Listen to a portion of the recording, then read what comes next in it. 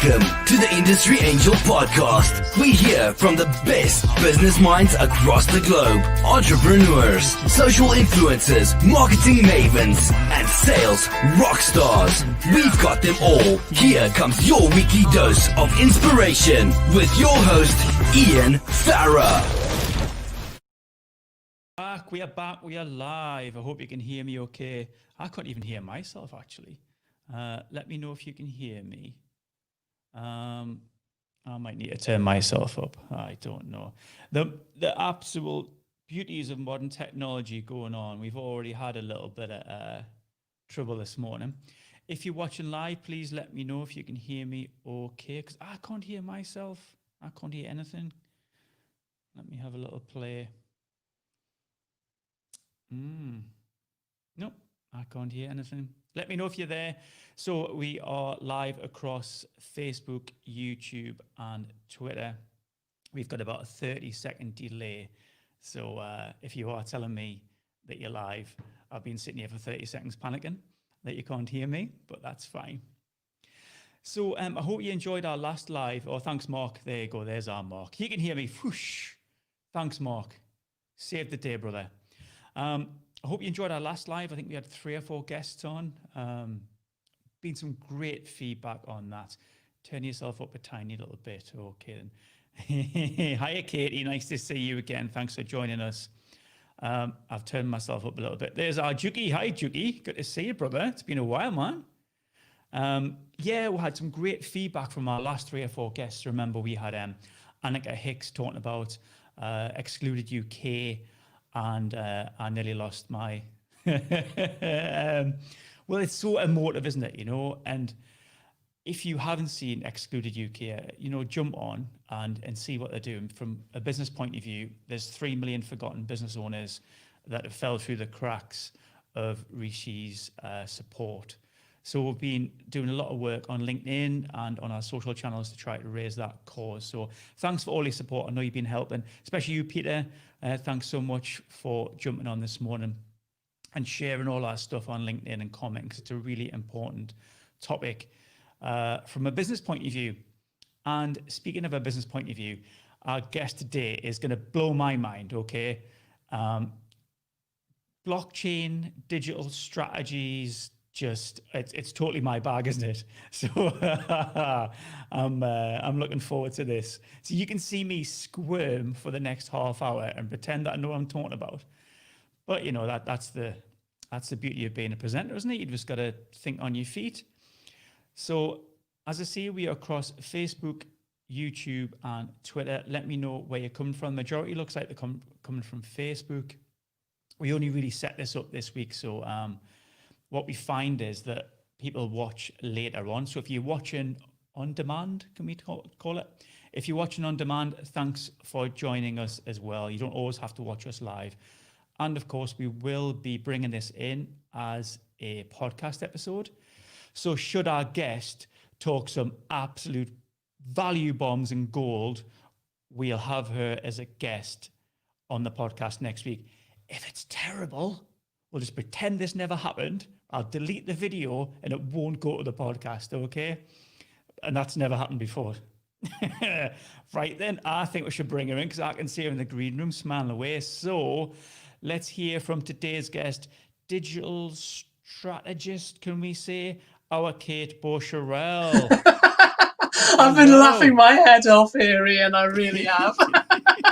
Happy Friday, sister. How are you doing? I'm well. How are you? Well, just like we had a quick brief talk before, it's Friday. We're feeling good. You know, it's been half term. You're not being stressed at all, have you? No, I planned the entire week of doing, crafts and walks in the countryside. No, I ended up catching up on all of my work. I still haven't finished the filing. Loads of stuff. It's but it's been a little bit of a different week, which is nice. I started the week with pink hair, and it's just still very slightly at the edges. But pink hair. What happened there? I declared half term. Because I didn't actually have to be online with anybody until today. So fantastic. I noticed that quite a lot during lockdown. Terry McStay, friend of the show, Terry, he dyed his hair purple and his goatee purple, everything, and just COVID times? Why not? Yeah. How old are your children, kid? 12 and 14. Ah, fantastic. So one of them's been banned from playing games while we're online because occasionally the bandwidth glitches a bit, and the other one's still asleep. So you may get an interruption at one point going, Mum, you're talking too loud. So the 14-year-old's still asleep? Yes. That's how it works, isn't it? What, you got a couple of boys, or? Girl and a boy. Come on, what's their names? Gail and Loic. Ah, beautiful, beautiful. Oh, well, get them to come in. Get them to come in, because this is what we've been doing during lockdown. We had we went live. I don't know if you saw it on April Fool's Day. We went live for about 9 hours. We had 16 speakers in, back to back, which was fantastic. And there was wives just plonking teas down. There was kids running in. But I think, during lockdown, we've really shared so much about each other, with our children. We're in your home right now, and it's just fantastic, isn't it? Oh yeah, the whole culture's completely shifted. It's been fantastic. It really has.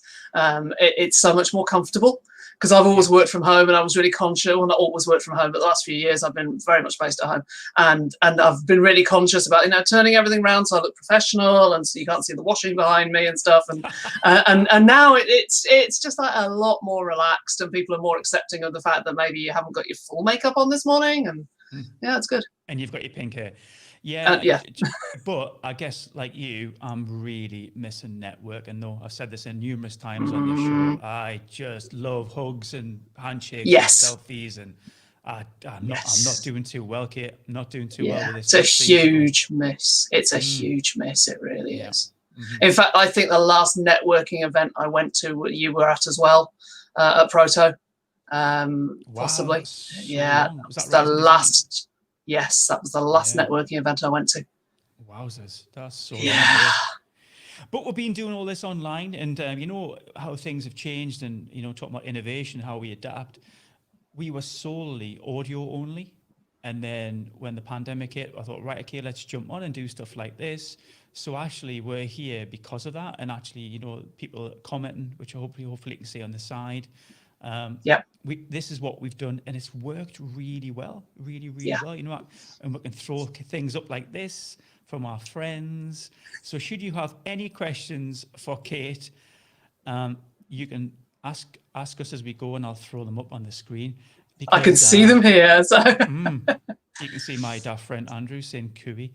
I can. If you've got any crazy questions, please help me out here, because this topic could blow my mind. And I'll do my best.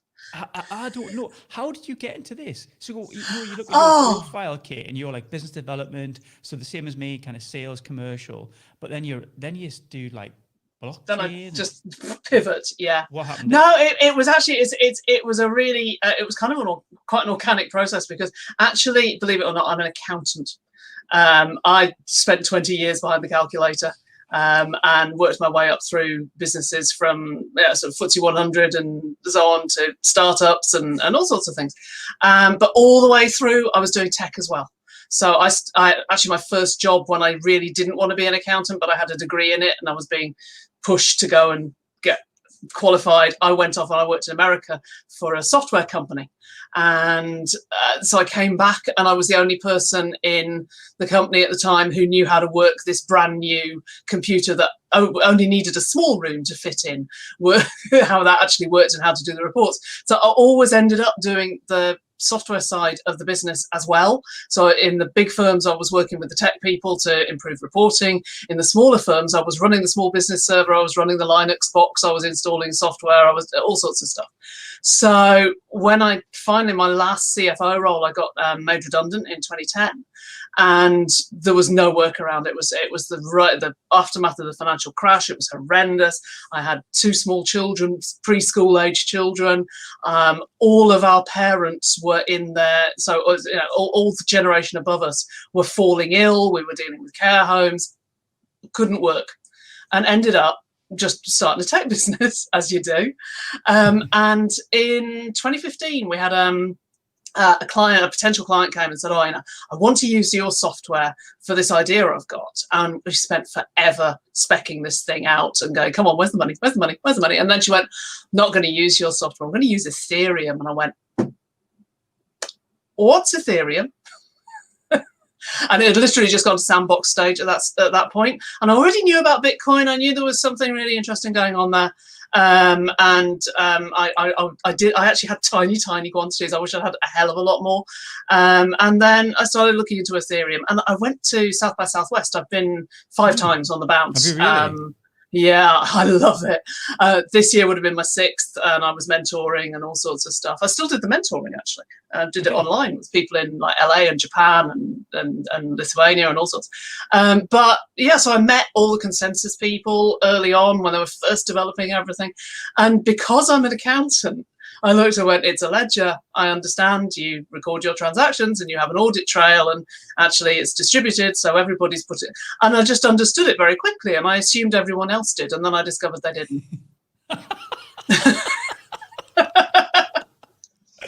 So you've dropped a couple of terms there. You've dropped Ethereum and Bitcoin. So these are cryptocurrencies. Yeah. Is this still in development, Kate? You know, you said there you understood it. Is it still a kind of emerging tech? You know, do they change the way these things work, or is it like this is how it works, and then let's just mine it? Because that's a term, isn't it, where you mine this stuff? Oh yeah, no, that's so. There's a lot of different things going on here. Okay, it's a really sort of take us right the way back then. I'll start right at the very beginning. So the very beginning is there's cryptographers working in the 70s and 80s, and then there's some fuss going on in America around cryptography and how it really needs to be used by everybody to protect user licenses on software and so on. And at the time, it was actually classed as a military tool because it was being used in obviously for encrypting code and stuff. And so there was this movement grew up, the cypherpunks and the crypto anarchists saying, you know, we need cryptography to be open to everybody. And they succeeded in doing this. But this crypto anarchist group said, you know, if everything fell, we'd still need money. How do you do money without a government? How do you do money without a bank? And so people started getting ideas together for peer-to-peer payments. But the problem is, if I give you a £5 note, I don't have it anymore and you do. And unless I'm a really good counterfeiter, I can't spend it again. Okay. But if I email you a PDF of the £5 note, you can copy that multiple times and send it to all of your friends. So how do you secure digital money? And it wasn't until 2008 when somebody finally put the building blocks together and went, this is how we're going to do it. And the way they do it is they have a ledger just like you would in a bank or in a spreadsheet sort of thing. But anybody can post to that ledger. And in order for me not to go, tell you what, I'll send you that money and then you confirm that I haven't. And then we've both got the money. It's randomized. So people are chosen at random to confirm the transaction. So nobody knows anybody else. And the way that works is that there is a cryptographic puzzle to solve, and it's done by processors, by computers.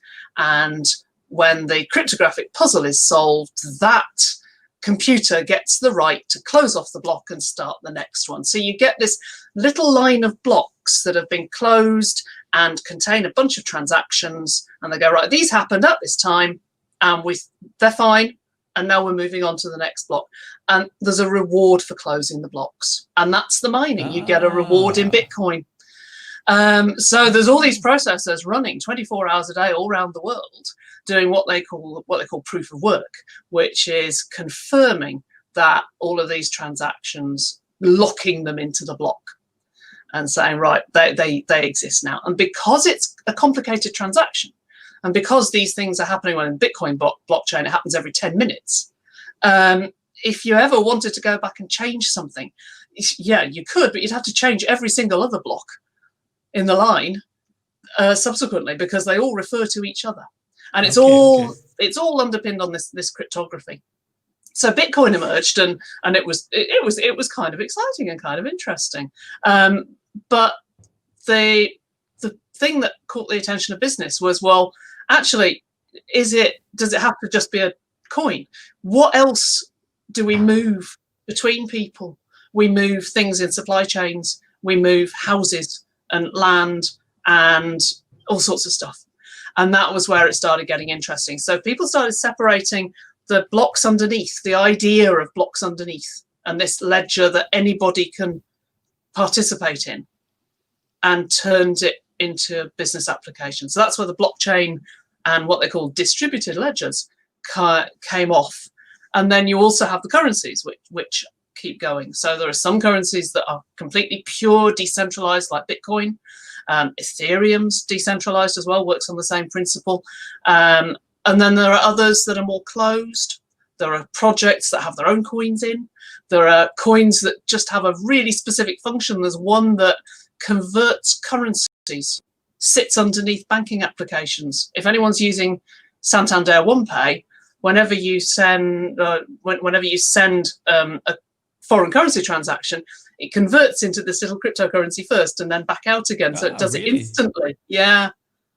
So there's loads and loads of stuff happening. So from 2000, what we are 11 and a half years now, nearly 12 years from the very first Bitcoin, and suddenly the technology has exploded across the world. People know about cryptocurrency. It's really starting to buzz, and now central banks are looking at issuing their own cryptocurrency and all sorts of stuff. It's crazy. It really is. So I needed to speak to you about 2 years ago because you've just nailed it in 10 minutes. And I think I've actually got that. I really do think I've got that. And no one's left us as well. No one's like dove away from the live stream. About. We've still got the same number, right? Which is great. Now, let me take you to something you said, which you said people are now using this technology to do other stuff, like you mentioned, houses and supply chain. Let's drill into that a little bit. So are you saying that if we were to move houses, I don't have to give you cryptocurrency, we can actually just use the same tech to do the house? Yeah, the house is actually, that's a slightly odd one, because that's one that hasn't yet fulfilled its potential. Okay. But the theory is that if you don't need somebody in the middle keeping all the records and collecting all the details and posting them in the right places, then you could say, buy a house and that purchase automatically updates the register, the land register, without anybody intervening. So that actually works in the Republic of Georgia, would you believe, has a working blockchain land registry. They were the first one to do it. I would believe that, because some of these countries that you'd think would be the States or Russia or UK or whatever, you think, oh, but they're going to be the first ones to take this, China, whatever. But actually, when you have technology, isn't it interesting how some people use it and they kind of go off on a tangent for it wasn't used for. And I'm thinking in my head, like Africa, they use mobile phones quite a lot to swap currency around. Yeah, and M-Pesa, yeah. Yeah, and I was obviously... that wasn't thought about when phones came out, that people would do that. But then humans take technology and they twist it, and then we learn from that little twist, and then we go off on a tangent. So what you just said there is brilliant. So actually what we're talking about with currency is you could actually start to attach land registry, certifications, and that sort of stuff to it. Yep, all sorts of stuff, all sorts of things like that. The supply chain one's really interesting as well. There's loads of really good examples of how blockchain's being used in supply chain, because with a supply chain, you grow something and then you ship it and it goes to the wholesaler and then it goes off to the retailer and so on. So you can't always see where that thing has gone, and you can't always see where it's come from, and you can't see what processes it's gone through.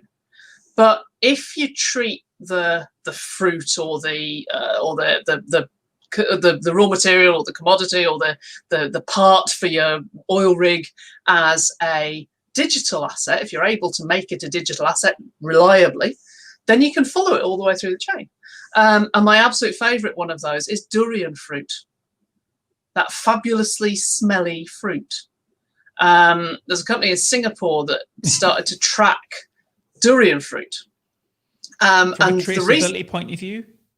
From a traceability point of view, because it is the king of fruits in Southeast. If you've ever been to Southeast Asia, it is flipping everywhere, and people love it. It's revolting. It doesn't. I don't mind that. I mean, I've eaten worse French cheeses, but the texture's just weird. But so it's a really valuable thing. And what they were finding was that the producers were getting a lot of insurance claims of, oh, this fruit is damaged. And they'd be like, no, the fruit was fine when it left here. But it was wiping out their profits. They were really on the breadline because they weren't able to they weren't able to disprove insurance claims. And so what they've done really simply was they photographed the fruit and put it on a blockchain and said, this fruit was fine when it left here. And then you trace that. They give it its own little coin, actually, which in the trade we would call an NFT for many, many reasons, but let's not go into those. And that little coin moves through just like a Bitcoin would, and it goes to the wholesaler, and then it goes to the retailer. And if somebody comes and goes, this fruit's rotten, they can go, no, it wasn't 2 days ago. Here's the picture. And that's trusted. And it's reduced the insurance claims, and it's improved life for the people who are producing the fruit. But it's also given them an audit trail of what they're producing. And it means that people who haven't been able to access trade finance are able to do it now because they've got some proof of their activities. So there's some really, really cool stuff coming out of it. This is blowing my mind, this series has, because the use of this, it's just going to be everywhere, isn't it? Everywhere, like documents, engineering drawings that need revised, version control. Wowzers. If you understand what Kate's just said, can you give us a like, please? Right? Because I am all over this now. Like I say, I wish I'd saw you 2 years ago, Kate. So you just touched upon something there that you said about NFT. Now, we won't go down there, right? But what you said was us in the industry. So you're in this game now. What does that mean to Kate? What do you actually do? I work with different projects who are trying to work out how to solve problems, and they happen to light on blockchain and say that it's that's the solution. So that's I've been working with several. So I've been looking around at energy grids. So if I produce solar energy off the panels on my roof occasionally, right now, not very much, can I actually just sell that to my neighbour? Do I have to sell it to the grid? Can I just sell it to my neighbour? Right. That exists already. Brooklyn Microgrid was one of the first ones about 3 years ago. There's big projects in Germany and all over the place. So that's an interesting one. Looking at, again, the very, very basic point in the supply chain. How do you prove things with different types of commodities? Because fruit's kind of easy, but what about other commodities? How would you do that with something that isn't easily traceable? I was talking to a guy in Australia a couple of weeks ago, and they use actually the same software to track their spaghetti squash. And I said to them, well, they've found it really successful. They've managed to, because they're able to give the consumer loads of information reliably about the fruit. They've actually made it a premium product. And I said, are you thinking about doing it for any of your other products? And they said, well, yeah, it'd be great, but you can't put a label on a brassica. And I'm thinking, yeah, it's really, really hard to stick a label on broccoli. So how do you, how do you adapt to more complicated things? What else am I looking at? I mean, there's been a whole bunch of things that have been consulted around using it for health data, around coins in ecosystems where maybe people are relying on cash. So there's all sorts of projects that I can't talk in that much detail about, that are all looking at using blockchain to make things more transparent and enable people to trust the data that they're looking at. Do you know, as I love what you said there, there's things you can't talk about, because we love all these little secret confidential projects. Share them out. This only goes out to 100 countries, and we're going live across the world. It's fine. We'll keep it amongst ourselves. You said something then, and what I'm thinking of is, so I'm in the States, you're in China, Kate. I'm buying something off you in dollars. You're going to send me something. You're going to put it on a boat. It's going to come across. Mm-hmm. We might have different systems in our factories, ERP systems, for example. We're talking stock and finance. And loads of complications. So we've got different systems.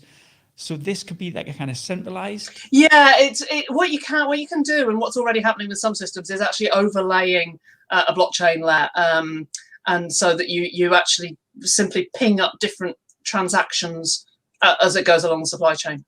And there are lots of different jigsaw pieces as well. So if you're crossing the oceans, there's Musk have got a big blockchain platform called TradeLens, which looks at shipping cargoes.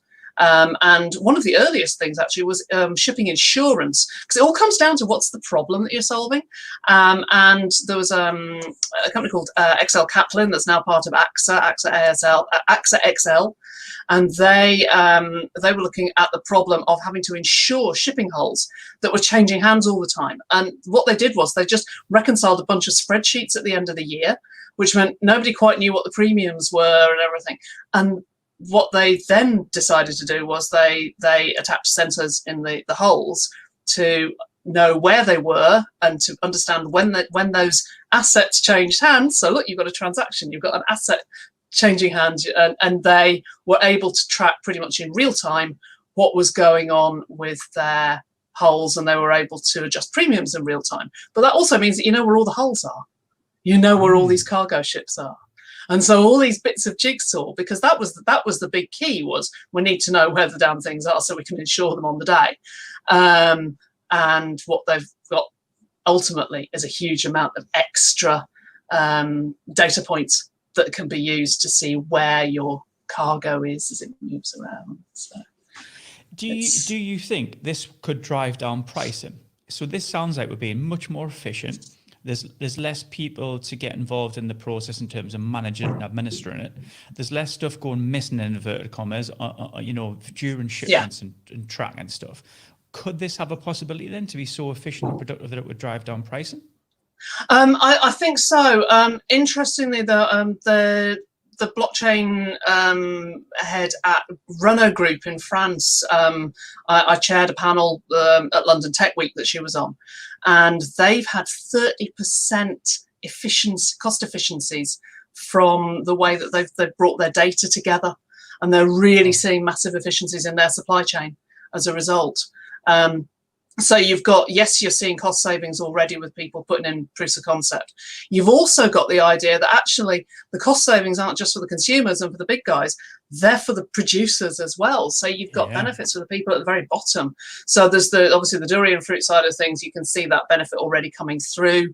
I have a friend who has a company, AgriLedger, that's operating in Haiti, doing something quite similar with mango.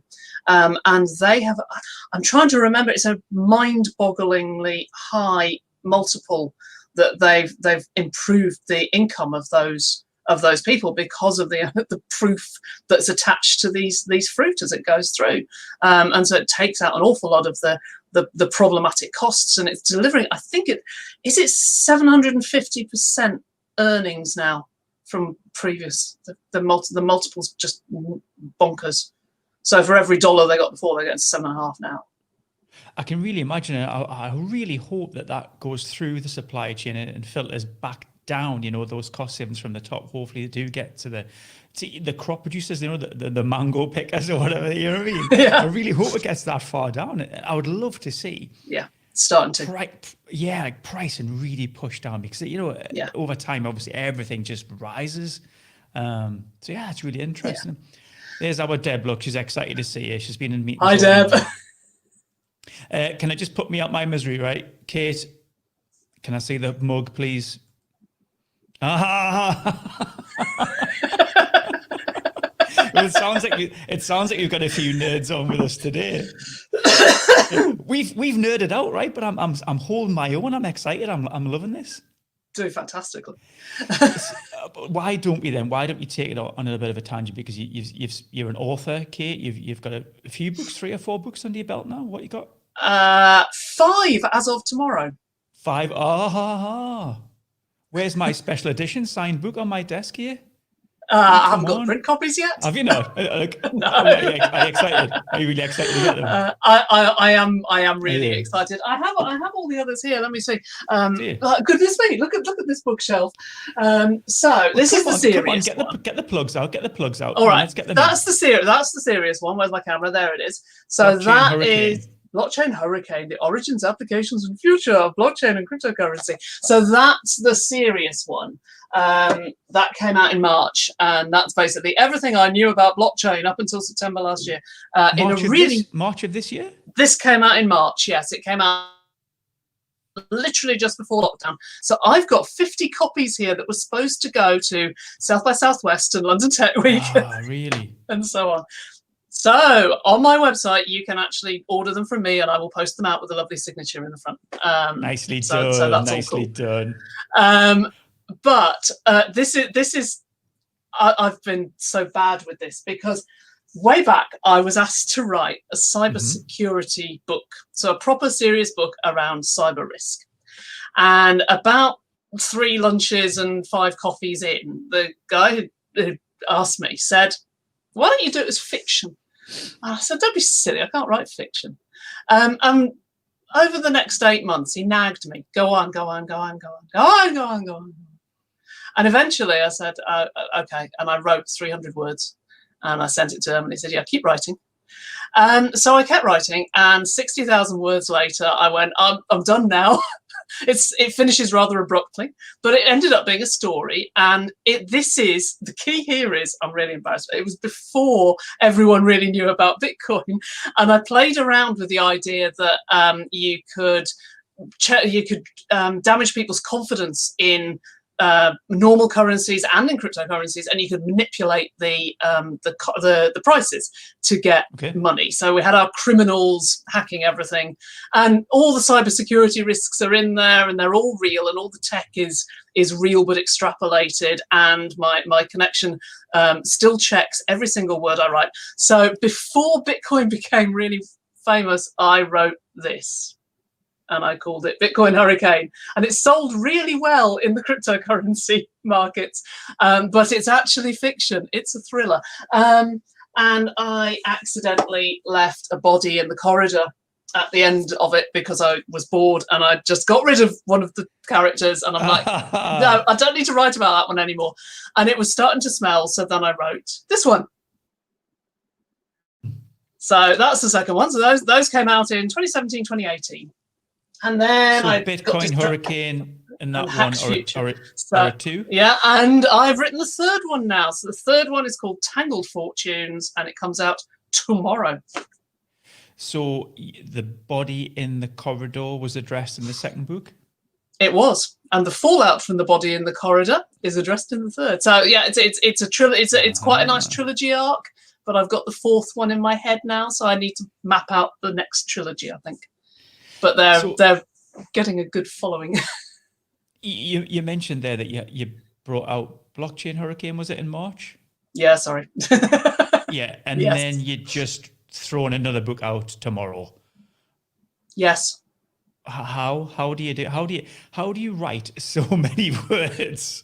Do you take yourself off to an island? Like I interviewed Anne Cleves, who wrote the Vera books last year, and Anne also wrote the book Shetland, and Anne actually takes herself off to the Shetland Isles and to write away from everything, and takes herself on a bit of sabbatical. Tony Robinson, we had on a couple weeks ago, he does the same. He goes off to Malta and he writes his books.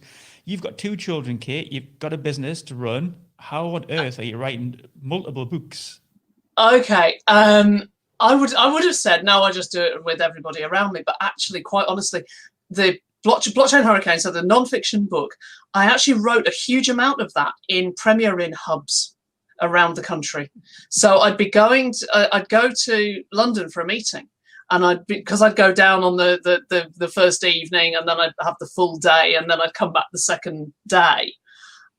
I'd stay in my little nest in the hub, because they're those tiny little capsule hotels. And I'd sit there in my little nest with a glass of wine or a lot of coffee, and I'd write, and I would bang through, 6,000-7,000 words in a stay in one of those, because I could absolutely concentrate, and I'd do it between meetings. And sometimes I was interviewing people for the next bit of the book as well. So that was kind of cool. And when I'm writing fiction, I sit in the middle of the house with my laptop. And as I get closer and closer to deadline, I write faster and faster. Does the quality deteriorate at the end? Yeah, my editor comes and goes, "Do you realise that in that chapter they're being swept through the Wyoming night in a car, and then suddenly they're in the hotel?" And you're like, "Oh yeah," and she's like, "Can you at least get them from one place to another?" I'm okay.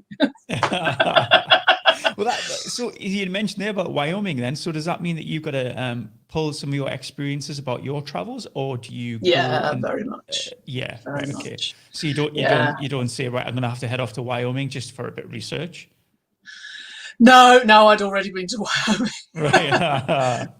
No, so the first book's set in London, and it just is. It worked well because it was round banks, so I had a bank in the middle of the story, and it's all in London, and in a village that is very close to my heart, in the south where I grew up, but unnamed, so people have to guess where it is, and then the second one, I started to introduce actually some characters from Singapore, because I already had quite a diverse bunch of characters. And the third one, I have actually pretty much set on the northeast coast. Ah, right. I have. So a lot of some of the action takes place in Singapore. Some of the action takes place in Wyoming. And the bulk of the action takes place in a sort of slightly rose-tinted hybrid northeast coast, which has got lovely diving, a nuclear power station, a landfill site, and a big beach. So it's kind of a cross between Seaton Carew, wow, Hartlepool, and probably up towards Seaham, actually. Don't get your nuclear energy anywhere near South Shields, please. Keep that at bay, because we've got a lovely coastline here. Yeah, I haven't gone. No, we'll keep the nuclear power station. We like our nuclear power station. I'm only 3 miles away from it. So. Who's the? Is there like a star? Is there like what's the person's name? Is there like a main character? Cameron Silvera is the head of the Argentum Associates cybersecurity team, and so there's a really good little team. There's 8 of them actually. It's quite complicated keeping track of 8 people and all of the baddies as well. And I've got a particularly nice villain coming through now, so I'm really pleased with that. And I've got another villain that's about to, because there's a couple of people that have been reading it in an odd sense. Actually, we're going to come full circle in a second. And they really liked one of the characters in the second book, which I had jailed at the end. So I'm going to have to set the fourth one a little bit further ahead so that I can spring that character and bring them back. Ah, right, okay. So you have to do a little bit of time before you can get them out. Yeah, so yeah, it was a very bad character, very misbehaved terribly. You know, when you're writing characters, you mentioned there was a team of 8. So have you got a little dossier on each one, like a little avatar, so you know that person and their children and their interests? And I've got a super scribbly notebook somewhere, which I can't lay my hands on right now. Yeah, massive, great. You know, so what's happening to Noor? You know, what's going on in her life? Yeah. Yeah, the only thing that I never write down, and I have to go back and read them, is to check what kind of coffee they order. Because I always forget. But yeah, no, they're coming. I've really enjoyed the process. I had no idea how to write fiction. But one of the really interesting things, and I'm coming back. So I have had the question asked as to whether, you know, it might be adaptable. And it's really nice to have that question asked, and I don't know if it'll go anywhere. But one of the problems is that when you're dealing with sort of the cybersecurity community and you're thinking about people typing, and when I was writing it, people always typed, didn't we? We did voice and we did email. And then suddenly we get COVID, and immediately you've got video. So the third book really focuses far more on video and how that would work, because one thing, it makes it more visual just in case the question continues to be asked, and 2, that's what we're used to now, and it's been such a big jump, it really has. What do you mean by video then? Like in the book, or we're talking in the book? Yeah, no. Oh, right, okay. No, for the fiction. So when I've been writing, so when people have been talking before, they've been typing in communities and chat rooms. And suddenly I've got them in rooms where even they may be disguised with avatars and so on, but it's more face to face, because that's what we're now used to. And if I'd put that earlier, nobody would have believed it. So are you gonna timestamp these books and like refer to COVID then, or are you just gonna take that concept of using more video technology, but you're not gonna say coronavirus? Oh no, I'm just putting more video technology in it. That's all. I'm not even mentioning it. Oddly, in the second book, I did have a backstory of a pandemic round about the early 2020s. Oh, so you are Well, I'm really sorry. It's you, and then it's on you. It's on you. Wow. Fantastic stuff. So I was going to ask anybody if I had any questions for you, because I think we're coming to the end. Is there anything that we haven't touched upon that you'd like to share, Kate? Oh, goodness me. To Question, put me on the question. spot. Is there anything you would like to have shared that I didn't ask you? I can't be a master of all these things. I don't know what's going on in your brain. Nobody does. It's got that much rattling on in there. I know. I get the sci-fi bit of it just comes out of me being really excited about emerging technologies. And I think that the big thing is that we look at all these new things coming through, like blockchain and the rise of artificial intelligence and the way that it's permeating things, and we think, crikey, this is all new, this is all space age. And then you go back 10 years and you go, 10 years ago, we didn't have as much online video. We didn't have this kind of conferencing. We didn't have, people were just starting to use ebooks, for goodness sake. We didn't have location services, and we take all of that for granted. So I'd say to people, don't assume that these things aren't coming quickly. They're going to be in your lives before you know about it. So get informed about it.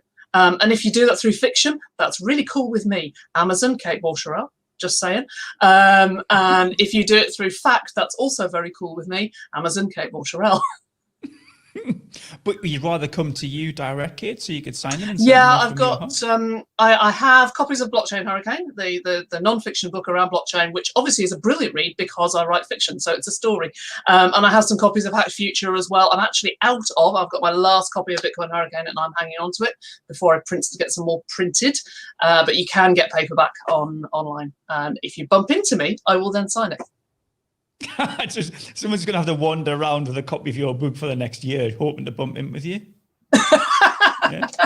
We never see you anymore. We can't even network. It's so bad. I know. I'll tell you what it is. It's interesting, because what you're saying is that these technologies are adapting really fast.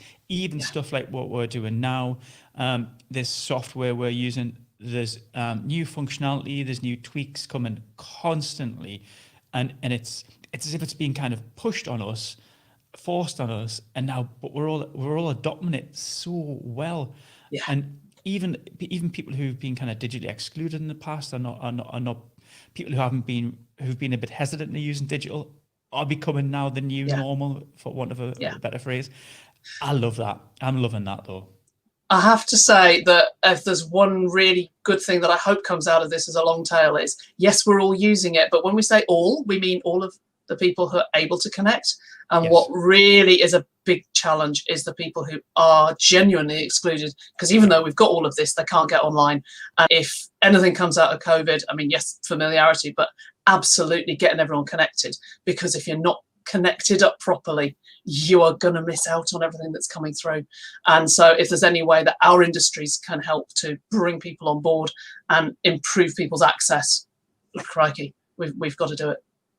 I've seen that even the last year or so, Kate. I sit on the board of a housing association, and in our Housing Plus schemes, where we've got all the people, we've got technology in there, that they can access to speak and FaceTime their friends and family because they can't get in there. Even mobile phones now, if you don't have a mobile phone, you might be able to get certain benefits, universal credit and things that you need phones. So we're trying to put funds in place to do that. So I do see some funds being pushed into, getting rid of that digital exclusion bit, which is just amazing. It's brilliant. Got to. Yeah. Well, Kate, I don't envy producer Misha writing up these show notes, because we've been everywhere. Mangoes and blockchain. Oh man. And it's been too long, because we've been speaking about doing this for a long time. Oh God, it's been years. Yes.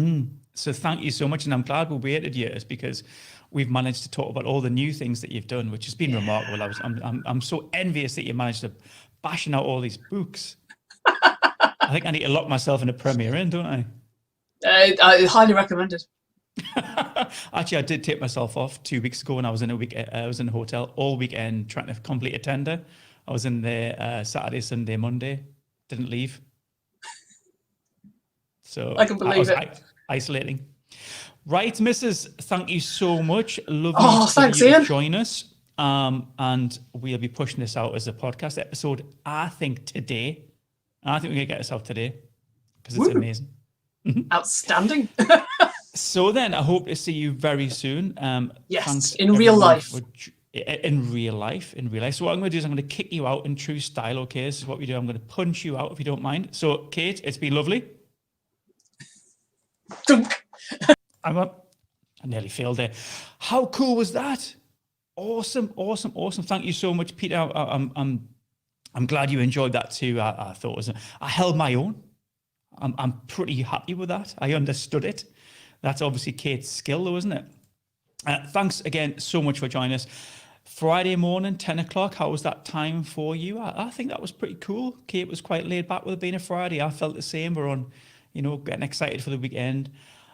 We've tested this a few times in terms of different times and days, but I like a Friday morning, to be honest. I think that works well. Thanks so much, Deb, for you to join us today. And I'm loving your pink get up. I saw that on Facebook the other day. Is that for breast cancer awareness? I think it might be, mightn't it?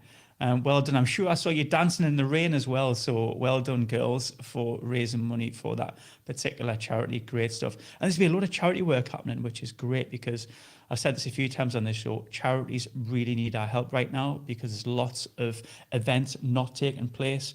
So now is the time to help our charities. And of course, food banks as well. So, if you can, a few of your friends put some food together, that's amazing. So I wish you a great weekend. Done. Lovely to see you. I wish you a great weekend. Thanks so much for joining us. And this has been the Industry Angel. And thanks for listening.